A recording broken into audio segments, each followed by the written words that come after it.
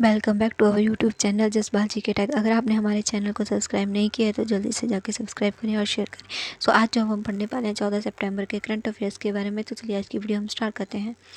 First question हमारे पास आता है, वो है आपका, recently India and which country launch the infrastructure financing bridge. तो रिसेंटली इंडिया और ब्रिटेन यूके ने जो है वो आपका लॉन्च किया है इंफ्रास्ट्रक्चर फाइनेंसिंग ब्रिज। इसके UIIFA का नाम दिया गया UK India infrastructure financing bridge, जिसे नाम दिया गया। और ये कहाँ पे लॉन्च किया गया, तो जो आपका 12th economic and financial dialogue हुआ, जिसे शॉर्ट में EFT कहा जाता है, वहाँ पे उसे लॉन्च किया गया।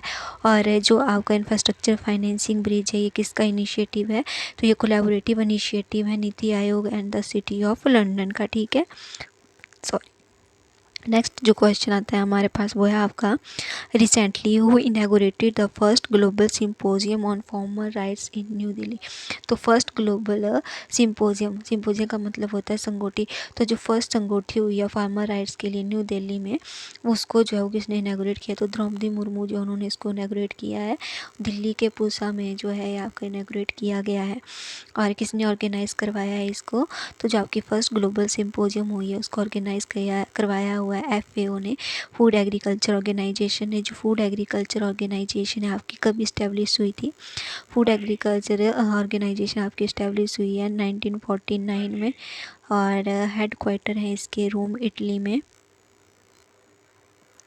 तो 16 अक्टूबर 1949 को जो आपका फूड एग्रीकल्चर ऑर्गेनाइजेशन जो इस्टेब्लिश हुआ था, और रोम इटली में इसके हेड क्वार्टर है। और इसके अलावा जो आपका वर्ल्ड फूड डे है वो 16 अक्टूबर को जो है वो मनाया जाता है एवरी ईयर। ठीक है, नेक्स्ट जो हमारे पास क्वेश्चन है वो है आपके पास, recently which storm hit Libya killing more than 5500। तो लीबिया में एक स्टॉर्म आया है जिसने काफ़ी सारे लोगों की जो है वो डेथ हो गई है। तो उस स्टॉर्म का आपको नाम बताना है। तो ए ऑप्शन आपका राइट आंसर है, डेनियल स्टॉर्म जो है वो आपका लीबिया में। और लीबिया एक अफ्रीकन कंट्री है। ठीक है, तो लीबिया के कौन सी सिटी में आया है, तो लीबिया की एक सिटी है डारना, क्या नाम है उसका, डारना सिटी है, वहाँ पे ये स्टॉर्म आया है। और 2 डैम वहाँ पे जो है वो ब्रेक हो गए हैं, जो उसे स्टॉर्म को टॉलरेट नहीं करवाए। और उन 2 डैम के टूटने की वजह से जो आपका लीबिया में जो है वो फ्लड आ गया है। ठीक है, कौन सी सिटी में, तो लीबिया के डारना सिटी में जो आपका ये हुआ है। और लीबिया जो है आपकी, इसकी कैपिटल क्या है, तो लीबिया की कैपिटल जो है वो है आपकी त्रिपोली। और इसकी जो करेंसी है वो है आपकी दिनार। क्या करेंसी है, दिनार। तो लीबिया की करेंसी है दिनार, कैपिटल है त्रिपोली, अफ्रीकन कंट्री है ये। और किसके साथ जो है इसका बॉर्डर है, तो इजिप्ट के साथ जो है इसका बॉर्डर है। नेक्स्ट जो हमारे पास क्वेश्चन आता है वो है आपके पास, recently which state won the 5th national wheel chair rugby championship. तो 5th व्हील चेयर रग चैम्पियनशिप जो है वो जीती है महाराष्ट्र ने। महाराष्ट्र ने केरला को डिफीट किया है। 10 और 11 सितंबर को ये आपकी हुई है महाराष्ट्र के बालेवाड़ी में। कहाँ पे हुई है, महाराष्ट्र के बालेवाड़ी में जो है ये आपकी हुई है। विनर इसमें रहा है महाराष्ट्र ने डिफीट किया है कर्नाटका को। नेक्स्ट जो हमारे पास आता है वो है आपका, who was the recently appointed as the vice chairman of NASSCOM. तो नेस्कॉम की फुल फॉर्म पहले देख लीजिए, national association of software and service company. National association of software and service company जो है आपकी, उसकी न्यू जो वाइस चेयरमैन है वो बनी है सिंधु गंगाधरन। और सिंधु गंगाधरन जो है वो कुछ दिन पहले जो है वो नेस्कॉम की चेयरमैन थी। लेकिन अभी जो चेयरमैन है आपके इसके वो कौन है, तो अभी जो चेयरमैन है नेस्कॉम के वो हैं राजेश, ठीक है, नाम्बियार। नेक्स्ट जो हमारे पास क्वेश्चन, और इसमें ये देखिए जो आपकी नेस्कॉम है ये कब इस्टेब्लिश हुई थी, तो नेस्कॉम आपकी 1988 में इस्टेब्लिश हुई थी। और नोएडा में जो है इसके हेड क्वार्टर्स हैं। नेक्स्ट जो हमारे पास क्वेश्चन आता है वो है आपका, which 2-time grand slam winner player was banned for 4 year due to doping. तो 2-time grand slam winner player जो हैं जिन्हें 4 साल के लिए बैन कर दिया गया है डोपिंग की वजह से, तो इसका राइट आंसर है आपका बी जो है वो सिमोना हैलेप। तो सिमोना हैलिप जो है इन्हें 4 ईयर के लिए बैन कर दिया गया है। क्यों बैन किया गया है इन्हें? डोपिंग के लिए। डोपिंग होता क्या आपका? तो डोपिंग आपकी एक ड्रग होती है जो आपकी जो रेड ब्लड काउंट जो है आपकी उनको बूस्ट कर इंक्रीज़ करती है और जो आपकी परफॉर्मेंस जो है उसको बूस्ट करती है। तो इसलिए जो है इन्हें बैन कर दिया गया है 4 ईयर्स के लिए। और 2 ग्रैंड स्लैम इन्होंने कौन कौन से जीते थे? तो 2018 में इन्होंने जीता था फ्रेंच ओपन और 2019 में इन्होंने जीता था विंबलडन ओपन। ठीक है, तो ये 2 जो इन्होंने ग्रैंड स्लैम जो है वो जीते थे। ठीक है, और नेक्स्ट जो हमारे और किसने इन्हें बैन किया है? तो इंटरनेशनल टेनिस इंटेग्रिटी एजेंसी जो है उन्होंने इसे बैन कर दिया है नेक्स्ट 4 ईयर्स के लिए। नेक्स्ट जो हमारे पास क्वेश्चन आता है वो है आपका who was recently appointed as the next high commissioner of India to Australia. तो इंडिया के नेक्स्ट एम्बेसडर जो हाई कमिश्नर जो बने हैं इंडिया के ऑस्ट्रेलिया में वो कौन बने हैं? तो गोपाल बागले। और गोपाल बागले जो हैं ये 1992 बैच के IFS ऑफिसर हैं। ठीक है, तो इसका राइट आंसर है आपका गोपाल बागले जो हाई कमिश्नर बने हैं इंडिया के ऑस्ट्रेलिया में। ठीक है, नेक्स्ट जो हमारे पास क्वेश्चन है आपका वो है recently Ustad Ali Zaki Haider passed away he was related to which of the following. तो Ustad Ali Haider recently passed away हो गए हैं और ये आपकी किस रिलेटेड है? तो डी ऑप्शन आपका रिलेटेड है। ये एक बीना वादक थे, बीना एक्सपोनेंट थे और इसका नाम क्या था?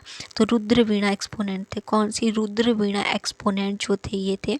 इससे आपसे ये पूछा जा सकता है कि ये कौन से घराने के थे? तो ये जयपुर बीकानेर घराने से जो थे ये थे और लास्ट एक्सपोनेंट थे ये जयपुर बीकानेर घराना के लास्ट बीणा वादक जो थे ये थे। ठीक है, नेक्स्ट जो हमारे पास क्वेश्चन आता है वो है आपके पास recently Kilauea volcano exploded where it is. तो रिसेंटली किलाउआ वोल्केनो जो है इसका विस्फोट हुआ है तो ये आपका कहाँ पे लोकेटेड है? तो ये आपका लोकेटेड है हवाई आइलैंड। अब हवाई आइलैंड आपका किस में आता है? तो हवाई आइलैंड आपका आता है अमेरिका में। ठीक है, तो नेक्स्ट जो हमारे पास क्वेश्चन आता है ये क्वेश्चन भी आपका काफ़ी ज़्यादा इम्पॉर्टेंट है।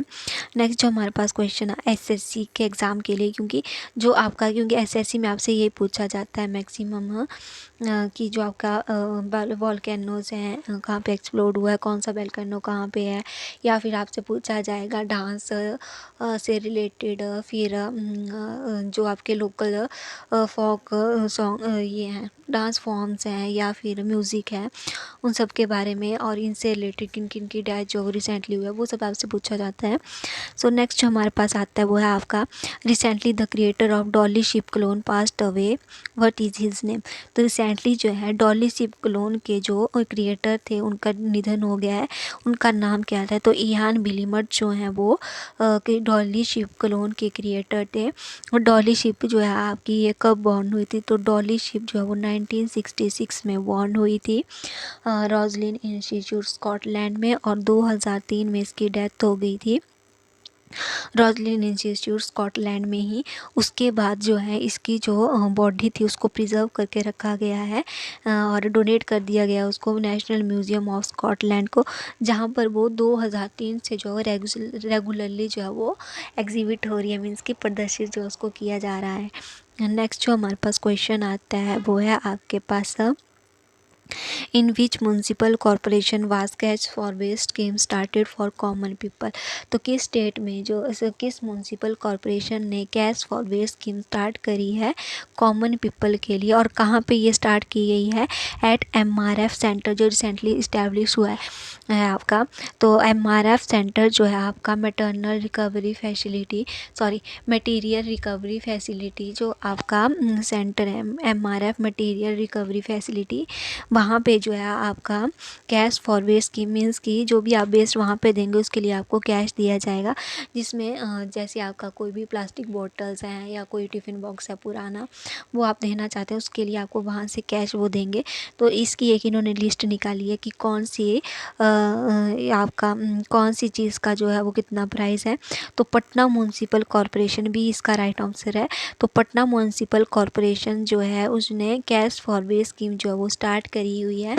और जो आपका मटेरियल रिकवरी फैसिलिटी है उसको पिंक एमआरएफ कहा गया है। तो मटेरियल रिकवरी फैसिलिटी जो है उसको पिंक एमआरएफ इसलिए कहा गया है क्योंकि उसको ऑपरेट कर रही हैं वुमेन जो है उसको ऑपरेट कर रही हैं, इसलिए उसका नाम पिंक एमआरएफ जो है वो रखा गया है। इसके अलावा आपका पटना जो है म्युनिसिपल कॉरपोरेशन जो है वो आपका पहला म्युनिसिपल कॉरपोरेशन बना है, पहला नगर निगम बना है पटना, जहाँ पे आपका सीबीडीसी जो है वो इस्तेमाल किया गया है। फर्स्ट जो है आपका बना है पटना म्युनिसिपल कॉरपोरेशन। नेक्स्ट हमारे पास क्वेश्चन आता है, when was United nation day celebrated for south south corporation. तो आपका साउथ साउथ कॉरपोरेशन के लिए यूनाइटेड नेशन डे सेलिब्रेट किया गया है 12 सितंबर को। सो नेक्स्ट जो हमारे पास क्वेश्चन है वो है आपके पास, who become the first Indian spinner to reach the fastest 150 ODI wicket in September 2023। तो इसका राइट आंसर है आपका डी, कुलदीप यादव जो है वो सबसे तेज विकेट लेने वाले पहले इंडियन जो है वो बन गए हैं। तो ये क्वेश्चन भी आपका इम्पोर्टेंट है कि इंडिया में सबसे तेज जो है वो ओडीआई में विकेट लेने वाले कौन बने हैं, तो ये बने हैं कुलदीप यादव। और नेक्स्ट जो हमारे पास क्वेश्चन आता है वो है आपका, हु रिसेंटली लॉन्च्ड आयुष्मान भव कैंपेन। तो आयुष्मान भव कैंपेन जो है वो लॉन्च किया है प्रेसिडेंट द्रौपदी मुर्मू ने। ये जो है वो हेल्थ सर्विसेज प्रोवाइड करवाएगा सिटी कंट्री और कंट्रीज़ में, ठीक है।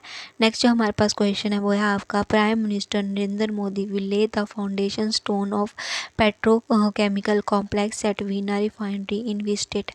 तो पीएम मोदी जो है उन्होंने नींव रखी है, आधारशिला रखी है पेट्रोकेमिकल कॉम्प्लेक्स की वीना रिफाइनरी में। तो ये जो आपकी वीना रिफाइनरी है ये कहाँ पे है, तो इसका राइट आंसर है आपका मध्य प्रदेश। और जो आपकी वीना रिफाइनरी है कब इस्टेब्लिश हुई, तो 1994 में वीना रिफाइनरी इस्टेब्लिश हुई थी, लेकिन ये ओपन हुई थी 2011 में। और 2011 में इसे ओपन किया था फॉर्मर पीएम मनमोहन सिंह ने, ठीक है। और नेक्स्ट जो हमारे पास क्वेश्चन आता है वो है आपके पास, when was national Hindi day celebrated. तो नेशनल हिंदी डे जो है आपका 14 सितंबर को सेलिब्रेट किया जाता है। फर्स्ट नेशनल हिंदी डे जो आपका 1953 में बनाया गया था, सेलिब्रेट किया गया था। और हिंदी लैंग्वेज जो आपका उसको कॉन्स्टिट्यूशन के कौन से शेड्यूल में डिस्क्राइब किया गया है, तो आपका हिंदी लैंग्वेज जो है उसको शेड्यूल 8 जो है आपका कॉन्स्टिट्यूशन का उसमें डिस्क्राइब किया गया है। और जो आपका शेड्यूल 8 है कॉन्स्टिट्यूशन का उसमें करंटली कितनी लैंग्वेजेस हैं, तो जो शेड्यूल 8 है आपका इंस्टीट्यूशन का शेड्यूल 8 जो है आपका कॉन्स्टिट्यूशन का, उसमें ये जो है वो 22 लैंग्वेजेस जो हैं वो डिस्क्राइब है करंटली। और इसके अलावा याद रखिएगा कि जो वर्ल्ड हिंदी डे है, तो वर्ल्ड हिंदी डे जो हमारे पास वो सेलिब्रेट किया जाता है 10 जनवरी को एवरी ईयर, ठीक है। नेक्स्ट जो हमारे पास क्वेश्चन आता है वो है आपके पास, where is Punjab first school of eminence open. तो पंजाब का पहला एमिनेंस स्कूल आपका कहाँ पे ओपन हुआ है, तो ए आंसर इसका राइट ऑप्शन इसका राइट आंसर है अमृतसर में पंजाब का पहला स्कूल ऑफ एमिनेंस ओपन हुआ है।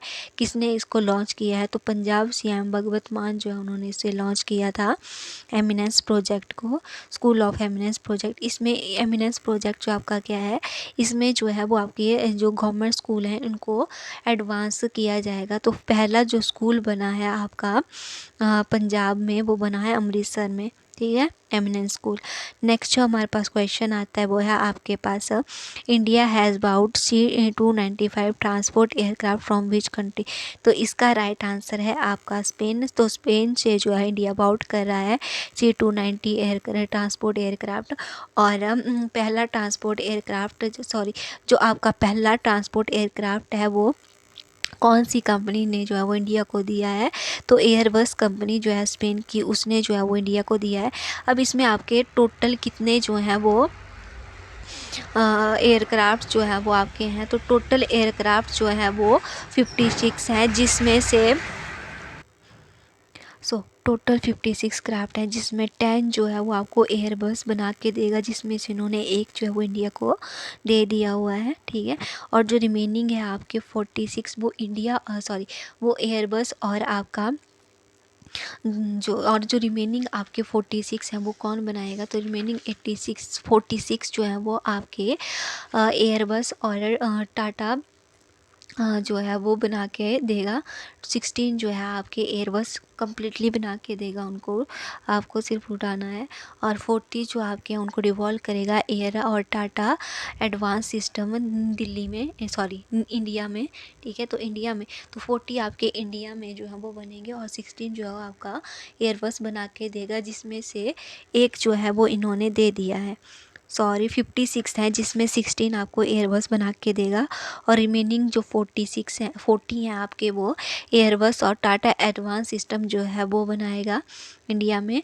और एयरबस ने जो है वो पहला एयरक्राफ्ट जो है वो इंडियन एयरफोर्स को जो है वो दे दिया है, ठीक है। तो इंडियन एयरफोर्स ने रिसीव कर लिया अपना पहला एयरक्राफ्ट, जिसे बनाया है एयरबस ने, ठीक है। तो ये इम्पॉर्टेंट है, याद रखिएगा। नेक्स्ट जो हमारे पास क्वेश्चन है वो है आपके पास, where is the international dam safety conference being organised. तो इंटरनेशनल डैम सेफ्टी कॉन्फ्रेंस जो आपकी ऑर्गेनाइज करी है कहाँ पे, राजस्थान में। तो ए ऑप्शन इसका राइट आंसर है।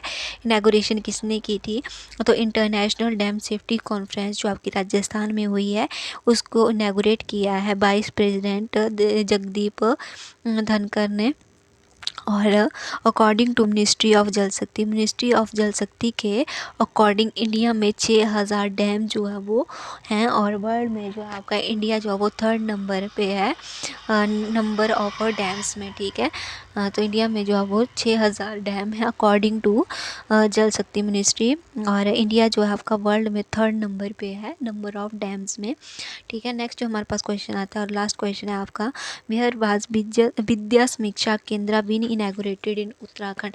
तो विद्या समीक्षा केंद्र जो है आपका इनैगोरेट किया गया उत्तराखंड में, कहाँ पे, तो देहरादून में जो आपका इनैगोरेट किया गया है विद्या समीक्षा केंद्र। और जो विद्या समीक्षा केंद्र है आपका किसने लॉन्च किया है, इनैगोरेट किया है, तो इसको इनैगोरेट किया है यूनियन मिनिस्टर धर्मेंद्र प्रधान ने, ठीक है। और इसमें आपका क्या है कि आपका विद्या समीक्षा केंद्र है क्या, तो विद्या विद्या शिक्षा केंद्र जो है आपका ये एक इंफॉर्मेशन जो है आपको प्रोवाइड करवाएगा स्कूल्स की, ऑनलाइन इन्फॉर्मेशन जो है हर स्कूल की जो आपको ये प्रोवाइड करवाएगा।